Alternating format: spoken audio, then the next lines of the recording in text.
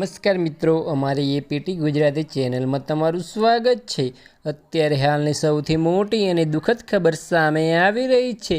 રાની મુખર્જીને launch કરનાર નિર્માતાનું અવસાન। તો આની વિગતવાર વાત કરવામાં આવે તો ફિલ્મ નિર્માતા સલીમ અખ્તરનું 8 એપ્રિલ મુંબઈની કોકિલાબેન હોસ્પિટલમાં અવસાન થઈ ગયું છે। તેઓ વેન્ટિલેટર પર હતા। આજે બપોરે તેમને ઇરલા મસ્જિદ નજીકના કબ્રસ્તાનમાં દફનાવવામાં આવશે। તો આની વિગતવાર વાત કરવામાં આવે તો તેમના નિધનથી સમગ્ર ફિલ્મ ઉદ્યોગ આપઘાતમાં છે। તો તમને જણાવી દઈએ મિત્રો કે સલીમે રાણી મુખર્જીને 1997માં રાજા આએગી બારાતથી લોન્ચ કરી હતી।